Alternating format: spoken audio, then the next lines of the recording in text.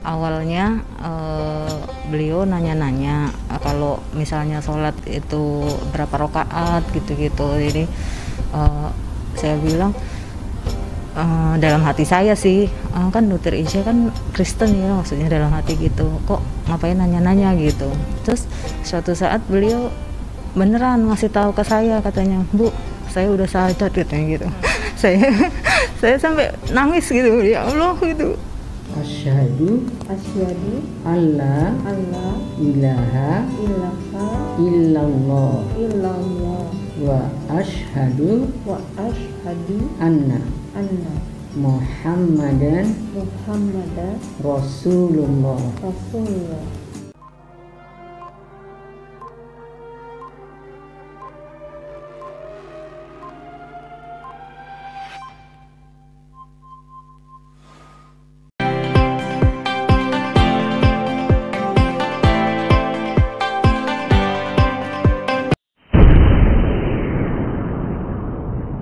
Saya Karissa Grani, alhamdulillah sudah dipercayakan Allah 2 putri, 1 putra. Kemudian sekarang bekerja di sebagai ASN Pemda DKI, kemudian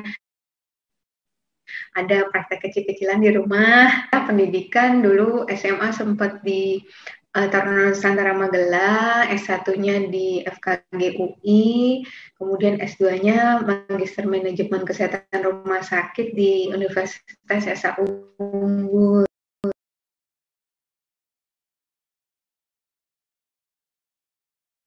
Oh, kelahiran sudah di Jakarta. Kalau orang tua, almarhum Papa Kaderullah 5 Juni kemarin meninggal.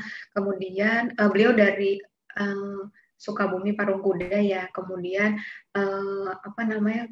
Mama dari Malang.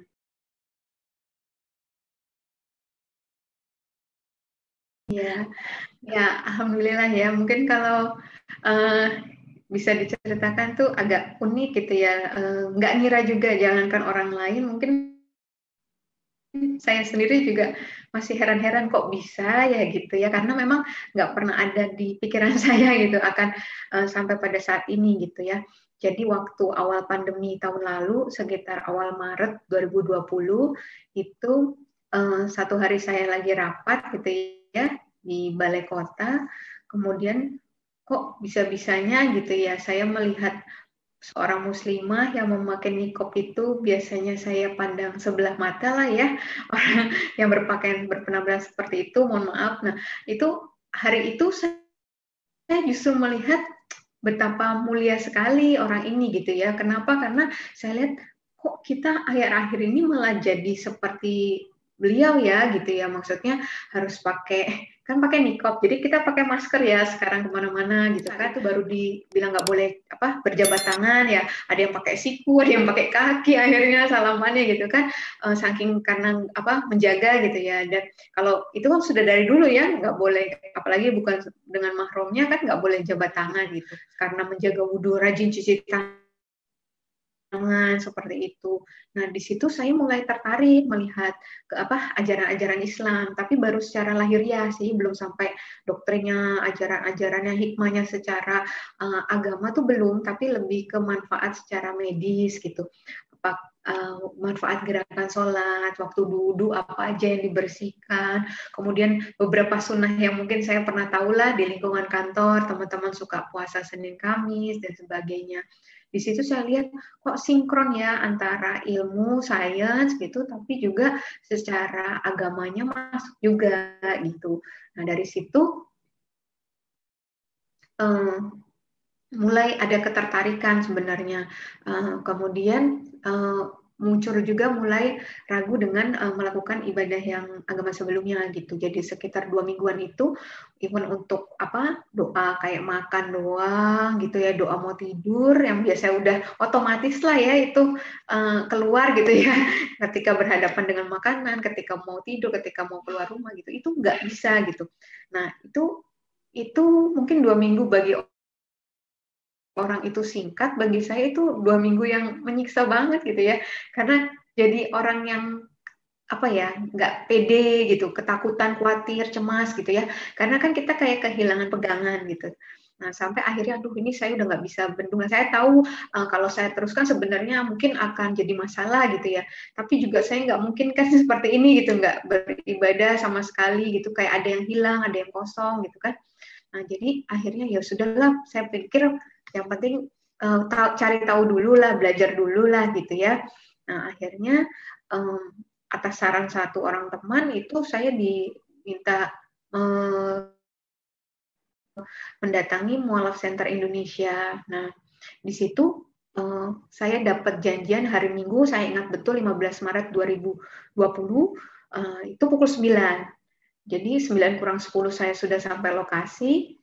Nah, beliau yang menerima saya, Bu Ustazanya, Bunda Sri, alhamdulillah, itu beliau bilang, astagfirullah, saya lupa meng-cancel appointment itu ya, hari itu sudah mulai nggak terima tamu, mulai hari ini gitu. Nah, terus, tapi udah nggak apa-apa, udah datang, katanya Bunda.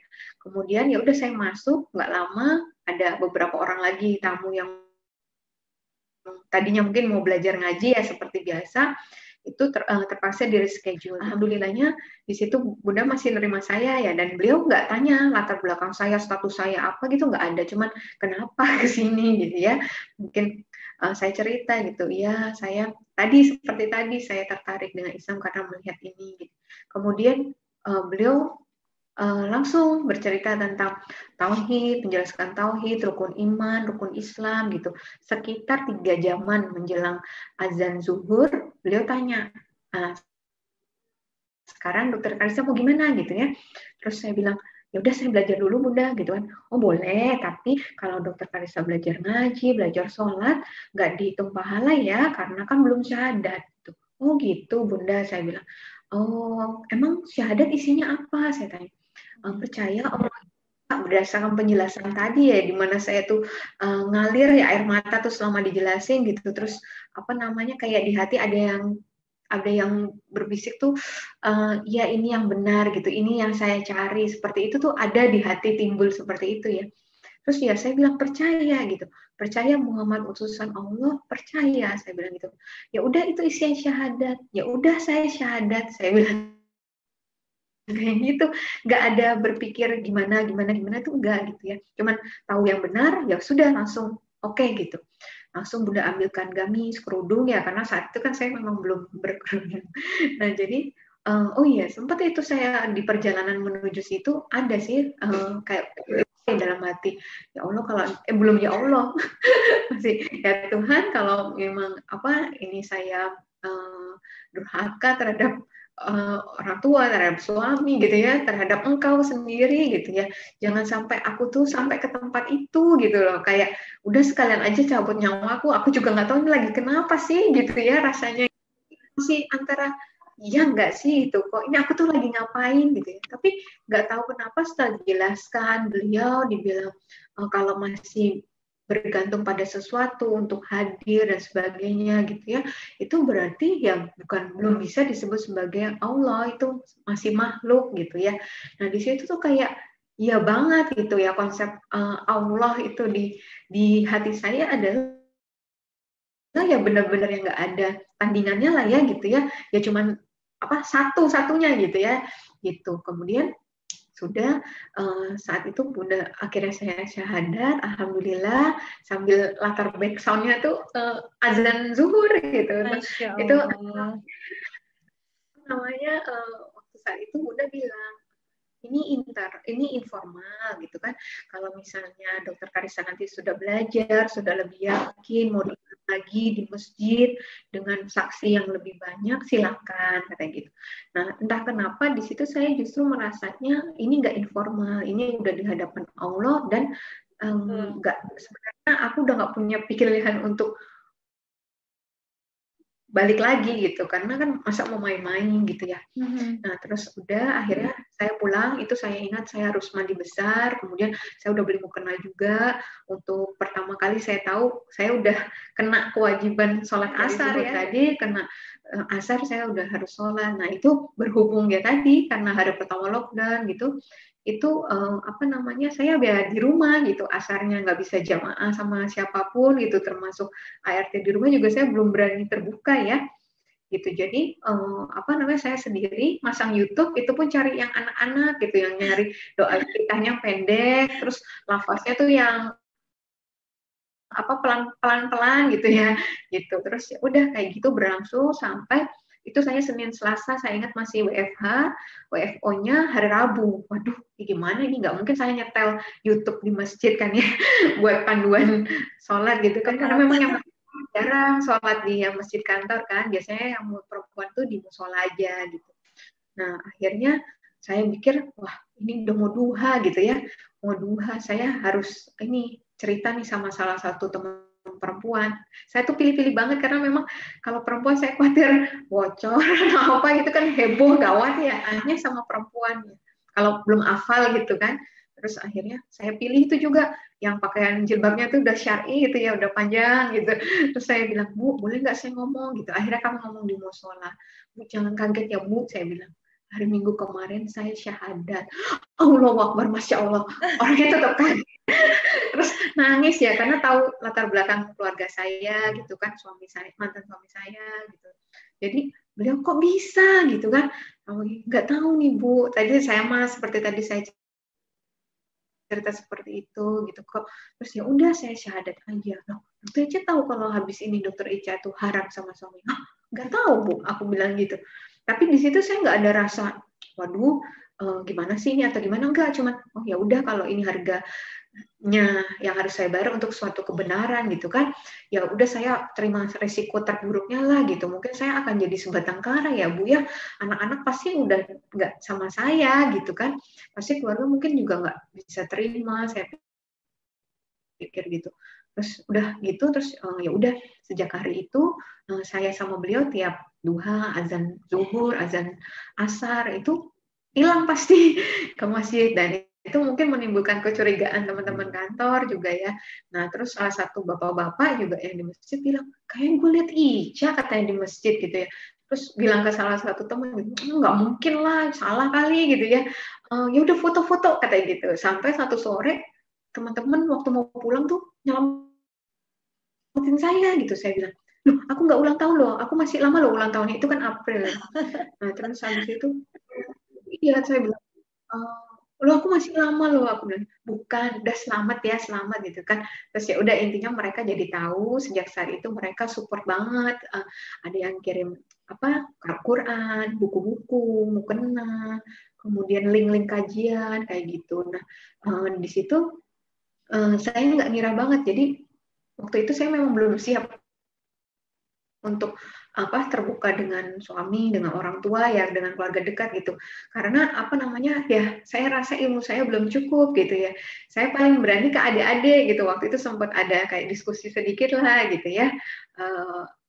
Aku sempat itu ngangkat, menurut kamu deh kan adik saya kedokteran umum ya.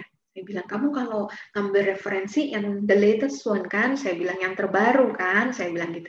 Iyalah kata adik saya gitu. Nah menurut kamu kenapa ya kalau memang yang kemarin itu ya adalah apa istilahnya Tuhan sendiri gitu ya, kenapa kok masih harus diturunkan lagi setelahnya yaitu Nabi Muhammad gitu kan, kenapa nggak itu harusnya kan jadi pamungkas ya, jadi paripurna yang terakhir gitu, beda dengan nabi-nabi, rasul-rasul yang mungkin dikirim sebelumnya kan ada lagi untuk masanya, ada lagi untuk masanya gitu ya, kenapa kok masih ada lagi gitu, dan Nabi Muhammad bukan hoax ya, maksudnya emang pernah hidup, banyak saksinya pernah hidup gitu loh. Gitu. Jadi emang benar-benar ada gitu, benar-benar hadir dan diutus gitu sebagai rasul gitu. Terus di situ itu yang jadi pemikiran saya waktu itu gitu. Nah di situ ya nggak berakhir sih, makanya sejak saat itu saya pikir, waduh, ini kayaknya memang bukan untuk diperdebatkan gitu ya, apalagi mau ilmu saya secanggih apapun gitu ya, memang itu kan hidayah ya, gitu kan, ketika memang dan Allah yang paling tahu gitu, kita mau diberi hidayah, apalagi dengan saya yang minim gitu ya, ilmunya benar-benar ilmu 3 jam penjelasan itu gitu ya, di situ saya berdoa gitu, ya Allah, tolong kasih kesempatan aku belajar dulu, minimal aku bisa khatamin terjemahan Quran dulu sebelum akhirnya ketahuan atau aku harus mengakui ini terhadap keluarga dekat ya, terhadap suami juga termasuk. Nah di situ alhamdulillah Ramadan minggu ketiga itu selesai gitu ya terjemahan Al-Quran gitu. Masya Yang Allah. saya kira mungkin saya akan melakukan sesuatu yang yang perlu dipertanyakan lah minimal ya, atau kontradiksi. Nah di situ enggak, semakin yakin udah masuk juz 27 makin yakin gitu. Dan ketemu ayat-ayat, apalagi yang saya paling tertarik tuh setiap ketemu ayat terkait Nabi Isa gitu ya, yang istilahnya ya mungkin saya lebih dulu kenal di agama saya sebelumnya gitu ya, yang ternyata juga berbeda banget gitu ya, bahkan di Quran itu jauh lebih dimuliakan menurut saya gitu ya, dan nggak ada karakter yang gimana yang kayak kok gini ya gitu. Kalau di Quran tuh kayak Masya Allah gitu. Bahkan Nabi Isa sendiri gitu dalam Quran surat Al-Maidah ayat 116 bilang kan kalau Allah tanya, Nabi Isa, apakah engkau yang menyuruh umatku menyembah engkau dan ibumu ya sebagai Tuhan gitu kan. Terus ya Allah maha suci engkau Allah gitu ya, engkau yang lebih tahu, sekiranya aku sudah melakukan itu engkau yang lebih tahu gitu, dan aku nggak tahu apa-apa lah ya. Engkau mengetahui ada padaku, tapi aku tidak mengetahui apa ada yang padamu gitu kan. Itu sampai seperti itu. Bahkan Nabi Isa mengakui sendiri bahwa beliau lah utusan Allah gitu ya. Allah yang memberi kitab Injil, Allah yang memberi dia kuasa melakukan segala macam gitu ya. Dan Allah juga menyuruh untuk menunaikan sholat dan zakat gitu. Jadi ya berarti memang sebenarnya ya benar-benar Islam inilah agama yang diridhoi Allah gitu ya. Dina indallahi Islam gitu, agama yang sempurna di sisi Allah gitu. Nah dari situ ya udah, saya udah bulat aja ya, mau dituduh segala macam lah gitu ya, semua mungkin perkiraan orang ya, karena ya jangankan orang lain sih, saya aja juga heran gitu, sampai saya sendiri menguji juga diri saya sendiri nih, apa sih kenapa saya sampai yang paling berat itu kan sebenarnya seorang ibu tuh pasti anak-anak gitu ya gitu. Jadi itu yang saya, masa iya sih saya kalau untuk bukan sesuatu yang menurut saya suatu kebenaran gitu ya, masa saya rela gitu ya kehilangan itu gitu, anak-anak terutama waktu itu, saat itu pikir gitu. Cuman ya udah, waktu itu saat itu cuma berpikirnya adalah Allah aja gitu ya. Ya udah, kalaupun aku harus sendirian, yang penting aku wafat dalam keadaan Islam gitu. Aku sama Allah aja udah cukup. Allah juga pasti sanggup lah melakukan semuanya, yang nggak mungkin gitu ya, yang kayak misalnya nanti satu saat kembalikan lagi, kalaupun anak-anak nggak bisa sama saya gitu. Waktu itu berpikirnya gitu. Udah di setiap ditanya rencananya akan gimana, saya gelap banget, bener-bener nggak tahu. Saya jawab bener-bener jujur nggak tahu gitu. Bener-bener pasrah, bener-bener saya cuma tahu ini yang benar, ya udah, berapapun harganya ya udah gitu ya. Terus saat itu juga berpikirnya nanti terakhir kan yang di akhirat ya tanggung jawab masing-masing gitu ya Bu ya, gitu. Dan udah saat itu kayak gitu sampai akhirnya Allah izinkan 15 Mei pertama ketahuan sama suami ibadah Isya gitu ya. Beliau lihat perlengkapan sholat saya, kemudian lihat juga HP yang untuk cadangan ya. Kalau teman-teman udah bilang udah memperingati lah gitu ya. Biasalah kalau mualaf kan pasti kejadiannya banyak gitu ya. Nah, itu ketahuan, terus beliau kasih ultimatum juga untuk menghentikan ini gitu ya. Itu untuk saya kembali lagi ngajarin anak-anak ayat yang dulu gitu kan. Kemudian udah di situ saya terpaksa sholat tuh sempat pakai spray, pakai bed cover buat tutup aurat itu. Kemudian supaya nggak terlalu kelihatan lah ya kalau pakai mukena gitu. Kemudian nggak wudu, tapi pakai tayamum gitu. Cuma mikirnya ya udah, jadikan sabar dan sholat penolongmu gitu ya. Mau gimana pun keadaannya, saya nggak boleh tinggalin sholat gitu ya. Saya juga di rumah tuh sebenarnya semua spot tuh ada CCTV. Jadinya saya nyari spot yang blind spotnya tuh di mana gitu ya. Dan itu alhamdulillah ada di depan pintu ruang praktek saya. Ini saya sekarang ada di ruang praktek gitu ya. Nah itu di situ saya cuman sepetak itu gitu. Saya di situ dan mukena tuh selalu basah gitu ya. Karena 4 rakaat juga terasa lama karena takut ketahuan gitu ya. Kadang udah rakaat ketiga juga kalau kayak bunyi angka kaki siapapun gitu ya, langsung tuh berhenti gitu. Bisa nggak lanjut lagi gitu ya, bisa pulang lagi dari depan gitu, saking khawatir juga gitu kan.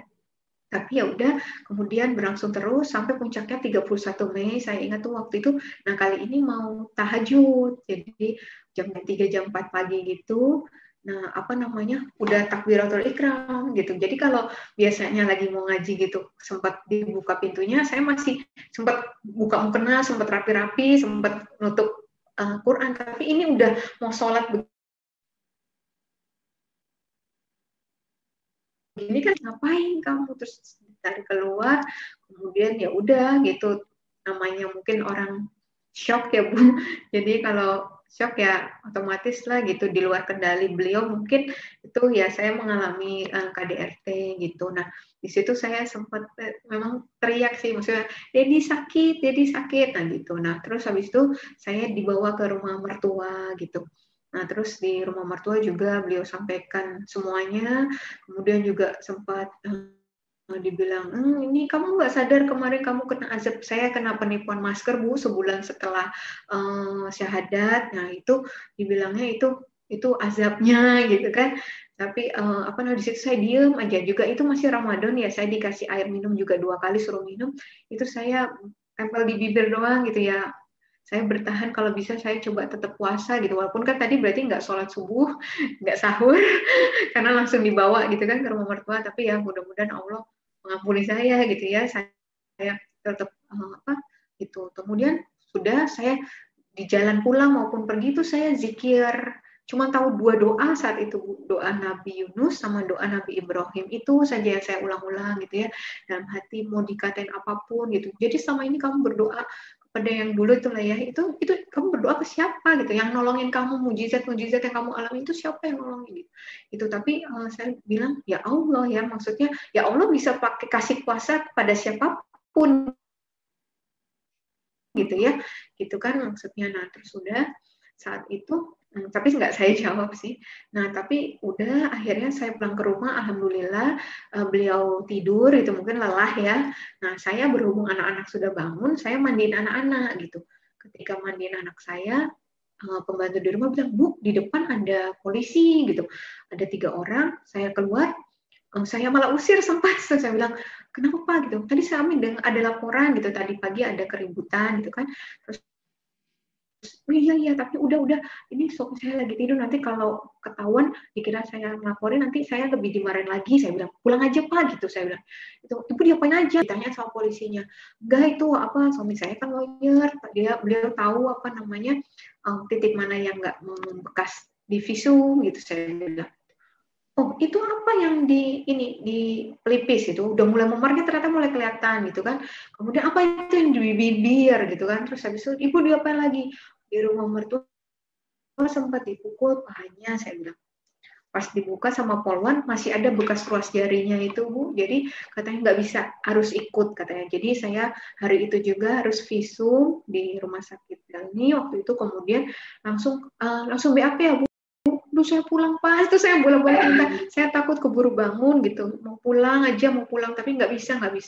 Tapi ya itu mungkin bagian dari semua rancangan Allah ya, saya nggak pernah pikir untuk masa ngelaporin bapaknya anak-anak gitu kan. Gitu. Tapi ternyata setelah itu Allah bermaksud, ada maksud Allah, proses itu tetap berjalan sampai akhirnya sudah dilimpahkan kejaksaan.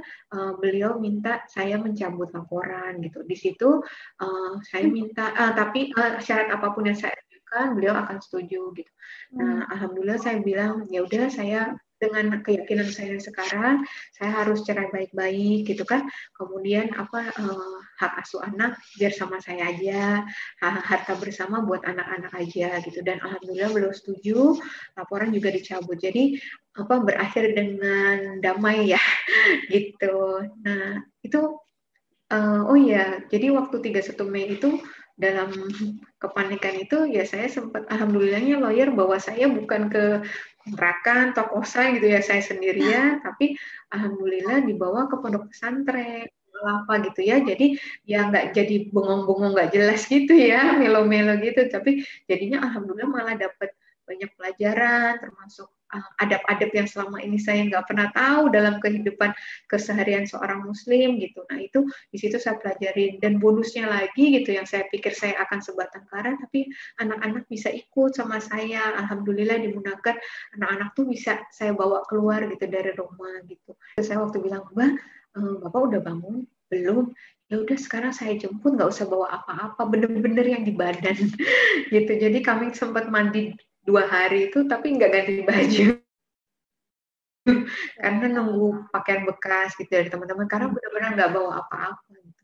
Terus abis itu apa namanya ya di situ ya ujiannya gitu, di mana anak-anak, namanya anak-anak ya mungkin tetap kaget ya walaupun nggak kelihatan gitu ya, seminggu tuh mereka nggak minum susu nggak habis, makan nggak habis gitu ya. Sempat saya tuh galau gitu ya, saya bilang curhat gitu ke Umi Renandono ya yang waktu itu bina saya, Umi pada subuh saya ingat mau cerita itu anak-anak udah seminggu nggak makanan nggak habis, minum nggak habis, nggak tidur, saya bilang sampai jam 3 pagi, sementara saya kan jam ya harus ini terus gitu ya gitu. Terus apa saya zolim sama anak-anak ya Umi, apa saya pulangin aja anak-anak, sempat saya ngomong gitu, tapi Umi bilang kamu nggak boleh ingkar dengan kemudahan yang Allah kasih, itu kamu nggak perlu sampai rebut-rebutan anak kayak gitu, itu alhamdulillah katanya gitu, banyak orang harus sampai istilahnya rebutan dan sebagainya gitu. Terus kamu mikir nggak kalau sampai kamu nggak bawa anak-anak, fitnah apa yang akan ditimpakan kepada kamu gitu kan? Kalau misalkan pun nanti anak-anak nggak bisa kamu pertahankan, setidaknya mereka sudah pernah lihat gitu, ibunya pergi kemana, siapa, terus ngapain aja kegiatannya gitu kan. Kalau enggak kan bisa sebaliknya ya, maksudnya pergi menelantarkan anak-anak, misalnya nggak menyayangi anak-anak, gitu kan, malah mungkin pergi dengan laki-laki lain gitu kan dan sebagainya kayak gitu. Itu oh iya ya, ini benar juga gitu. Saya nggak mikir sampai situ. Ternyata benar-benar saya tuh ngerasanya saya nggak tahu apa-apa. Saya cuma minta tolongnya sama Allah aja gitu ya. Tapi itu kayak Allah gerakin semesta tuh untuk nolong saya gitu, termasuk teman-teman gitu ya, yang bahkan saya tuh anak gak gaul banget Bu gitu, terus di alumni itu juga nggak aktif gitu ya, tapi masya Allah gitu ya, mereka tuh langsung apa terasa gitu ya, ukhuwah Islamnya apa saling nolongnya, supportnya itu terasa banget untuk saya yang saya malu sendiri karena sebenarnya bukan orang yang aktif di alumni seperti itu gitu, tapi bahkan yang nggak kenal saya di alumni UI itu dari angkatan yang tahun-tahun lama pun itu istilahnya menggalang dana buat saya gitu ya, mereka mungkin nggak kenal gitu ya, Masya Allah gitu, tapi saya percaya itu pertolongan Allah ya gitu. Makanya sampai dituduhnya ini suatu plan yang benar-benar sempurna banget gitu ya, ya karena plannernya Allah sih ya, jadinya Masya Allah, bahkan sudah ditulis di 50.000 tahun lalu ya Bu ya, di Lauhul Mahfuz ya Bu ya, karena gitu kan ya, apapun yang terjadi dalam hidup kita ini gitu ya, Masya Allah gitu. Jadi kan, oh ya ini mungkin ya maksud Allah gitu, bagaimana penjagaan Allah selama ini untuk saya gitu ya, kenapa saya orang yang nggak bisa minum minuman keras, nggak bisa nggak terlalu suka daging babi gitu ya, dan sebagainya lah ya, yang Masya Allah ternyata kalau mau nengok ke belakang, oh ini maksud Allah gitu ya. Seperti itu kira-kira Bu, panjang ya, baru pertanyaan 1.